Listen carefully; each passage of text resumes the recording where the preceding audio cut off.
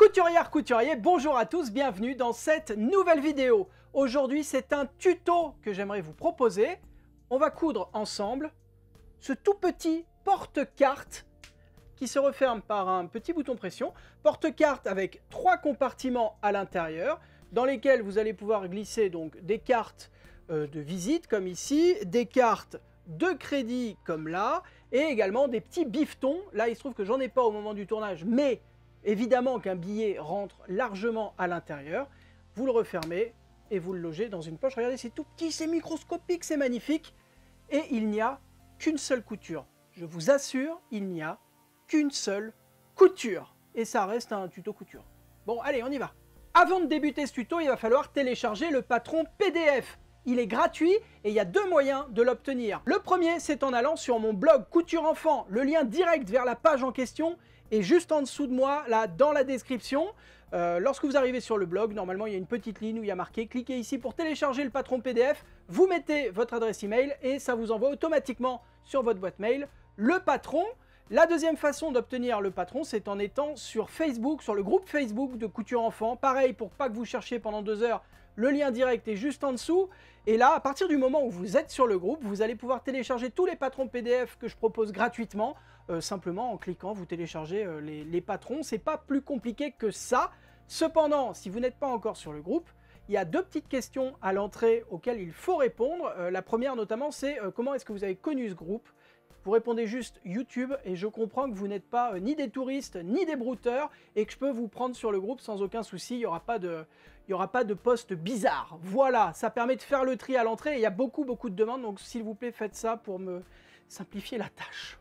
À partir du moment où vous avez téléchargé le patron, il va falloir l'imprimer à la bonne taille. Pour cela, sur votre logiciel d'impression, vous allez cocher l'option taille réelle ou l'option échelle 100%. C'est important de faire attention à l'échelle d'impression sur ce patron parce que si vous laissez faire votre imprimante, si vous la laissez imprimer comme elle le sent, ça risque d'être un peu réduit et du coup les cartes ne vont plus rentrer à l'intérieur. Donc deux choix, soit vous coupez un petit peu vos cartes de crédit, est-ce que c'est conseillé? Sans doute pas, soit va falloir apprendre à imprimer à la bonne taille. Si vous avez le moindre doute sur la première page du patron, il y a un carré de vérification qui fait 5 cm de côté. Donc avec un petit réglé, vous vérifiez que ce carré a été imprimé à la bonne taille. Et si c'est le cas, on passe à l'assemblage des 2 feuilles du patron. Pour assembler les 2 feuilles, on va plier sur les pointillés juste ici l'une des 2 feuilles. Et on vient les poser bord à bord. Et on vient mettre un morceau de scotch pour maintenir les 2 pages ensemble. Puis, avec une paire de ciseaux à papier, on vient découper les 2 pièces du patron, la pièce extérieure et la pièce intérieure. Il n'y a pas besoin de rajouter de marge de couture, elles sont déjà incluses sur le patron. Il va falloir 2 coupons de tissu pour fabriquer ce porte-carte. Vous voyez que mon petit porte-carte, l'extérieur bleu marine et l'intérieur est avec des petits motifs de... je ne sais pas comment ça s'appelle ce truc là, des petits motifs. Vous pouvez évidemment faire le porte-carte uni avec 2 fois le même tissu, il n'y a aucun souci à ce niveau là. Mais je trouve ça moi plus sympa si c'est un petit peu différent comme ça. Lors de mes tests j'avais fait un petit porte-carte complètement uni, vous voyez. Hop là, ça marche aussi, mais voilà, comme vous le sentez. Pour fabriquer ce petit porte-carte, je vais utiliser un premier coupon de tissu pour l'intérieur et un second coupon pour l'extérieur. Les 2 sont une cotonnade, tout ce qu'il y a de plus basique. Et pour refermer le porte-carte, je vais utiliser un bouton pression. Et évidemment, qui dit bouton pression dit petite pince pour poser les boutons pression. Moi, j'utilise une pince de la marque Prime avec les embouts qui vont bien. Si vous avez besoin de matériel, si vous n'avez pas ce qu'il faut pour faire ce petit porte-carte, je vous ai mis des liens vers ce que j'utilise juste en dessous, pareil, dans la description. Allez, on passe à la découpe des tissus. Moi, je vais commencer par découper la pièce intérieure. Donc, je positionne la pièce sur le tissu, j'épingle tout autour et je vais découper tous les côtés. Et vous voyez que sur le patron, il y a des lignes de plis. Alors, ce sont des petits repères en fait qui vont nous servir par la suite à faire le pliage du porte-carte. Et ces lignes, il va falloir les reporter sur le tissu. Pour cela, il y a deux possibilités. Soit vous prenez un crayon de couture, hein, une craie de tailleur, un crayon qui s'efface, et vous reportez les traits directement sur le tissu. Soit, comme moi, vous venez faire des petites entailles qui doivent faire moins d'1 centimètre pour rester invisibles par la suite.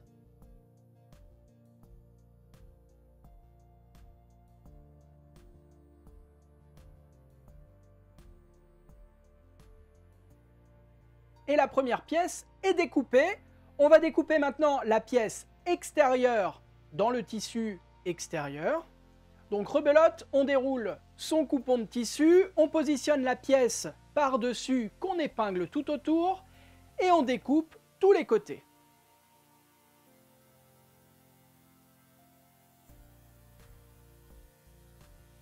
Et à nouveau, on va reporter la ligne de pli, toujours de la même façon, soit en faisant un trait qu'on va effacer par la suite, soit en faisant comme moi, une petite entaille de chaque côté pour marquer l'emplacement du pli. Et maintenant, je vous donne rendez-vous à votre table à repasser, on branche le fer, on commence à le faire chauffer parce que on est parti pour un petit peu de pliage. On va débuter par la pièce la plus compliquée, la pièce intérieure, qu'on positionne envers face à nous.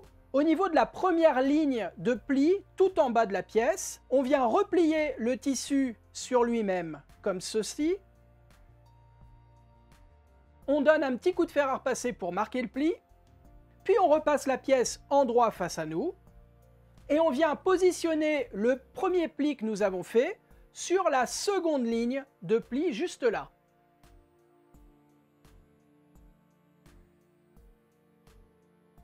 À nouveau, on donne un petit coup de fer à repasser pour marquer le pli. Et on vient maintenant replier le tissu au niveau de la troisième ligne de pli, comme ceci.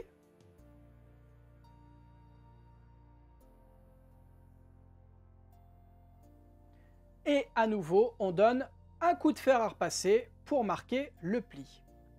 C'est pas tout à fait fini. On vient replier une dernière fois. Et on va aligner le bas de la pièce avec le nouveau pli que nous venons de faire. Et encore une fois, pour bien marquer le pli, on vient donner un coup de fer à repasser. Et normalement, vous devriez avoir ceci sous les yeux. Une espèce de grand accordéon qui sont en fin de compte les différentes petites poches du porte-carte.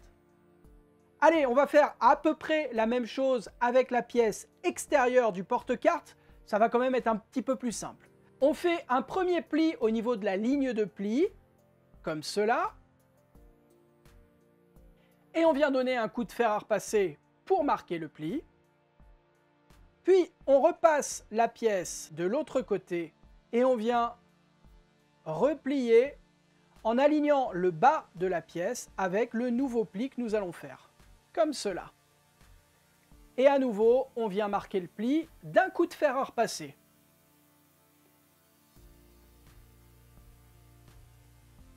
Maintenant, on positionne la pièce intérieure en droit face à nous et par-dessus endroit contre endroit, on vient positionner la pièce extérieure. On aligne bien tous les bords.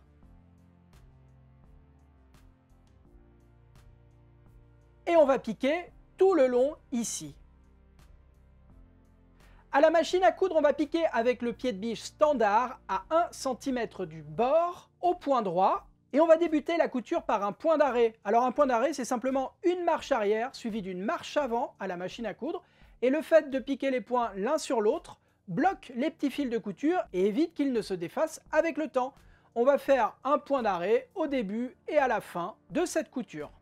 Lorsque vous arrivez dans un arrondi, vous prenez bien votre temps pour bien piquer à 1 cm du bord. Je sais que l'arrondi là n'est pas forcément évident parce qu'il est assez raide. Donc on ralentit. S'il faut, vous laissez l'aiguille plantée, vous relevez un petit peu le pied de biche pour faire tourner l'ouvrage doucement en dessous. L'idée, c'est pas de faire un angle droit, mais c'est d'avoir quand même un arrondi plutôt joli. Et lorsque vous arrivez de l'autre côté, en bas du porte-carte, vous terminez votre couture en faisant un point d'arrêt. On coupe les petits fils de couture qui dépassent, et là vous pouvez arrêter votre machine à coudre, la ranger, on n'en a plus besoin. On va dégarnir maintenant toutes les marges de couture et les arrondis. Donc avec votre paire de ciseaux à tissu, vous venez couper à quelques millimètres de la couture que nous venons de faire, les marges de couture. Bien, maintenant par l'ouverture que nous avons laissée en bas du porte-carte, nous allons retourner l'ouvrage sur l'endroit. Puis avec un petit outil, comme par exemple une aiguille à tricoter, ou alors comme moi cette espèce de machin qui est fait justement pour repousser les angles et les arrondis, vous venez donner une jolie forme à votre porte-carte. Si besoin, vous n'hésitez pas à retourner sur votre table à repasser pour venir donner un petit coup de fer à repasser et donner surtout une jolie forme à votre porte-carte. Ça reste entre nous, hein. On ne va pas se prendre la tête, on ne va pas refermer en dessous et ça ne se verra, je vous assure que ça ne se verra pas. Je vous le dis parce que voilà, c'est juste ici, là, sur la première poche, tout en bas, ça n'est pas refermé. Mais personne ne le sait. Enfin, si vous ne le dites pas, quoi. Lorsque vous mettez vos cartes, il n'y a aucun risque, évidemment, que la carte disparaisse par le trou qui est en bas. Mais voilà, c'est très discret. C'est pour ça que j'ai préféré éviter de faire une couture en bas plutôt que de refermer le truc, quoi. Là, vraiment, ça ne se voit pas du tout. On vient maintenant faire passer la petite poche du tissu extérieur qui était restée à l'arrière. On donne à nouveau une jolie forme à tout ça. Et on va maintenant s'occuper de poser le bouton pression. Comme je vous l'ai dit, pour poser un bouton pression, il faut une pince à pression. Le petit morceau blanc de la pince sert à caler la partie extérieure de la pression. Et la partie translucide, un peu molle, sert à écraser la tige de la pression et à venir bloquer justement la pression en place. Si vous n'avez jamais posé de bouton pression, je vous renvoie vers une vidéo que j'avais tournée il y a quelques années de ça, qui est juste ici, qui vous montrera tous les types de boutons pression qui existent et surtout tous les moyens de les poser. Donc un bouton pression, c'est 4 parties comme ici. Moi j'ai choisi ce bouton en forme d'étoile parce que c'est la fête, quoi. Et on va commencer par positionner la partie mâle sur le rabat du porte-carte. Vous positionnez l'extérieur de la pression au milieu du rabat et on va transpercer complètement le rabat.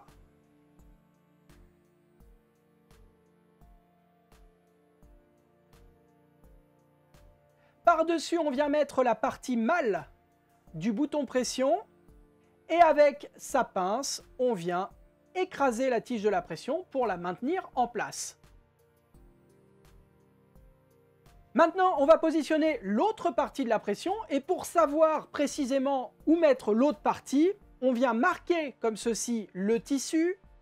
J'enfonce, vous voyez, un petit peu le bouton pression et ça me permet de laisser une marque sur le tissu. Il ne me reste plus qu'à glisser l'autre partie du bouton pression et de venir transpercer comme ceci le tissu extérieur. Par-dessus, je rajoute la partie femelle de la pression.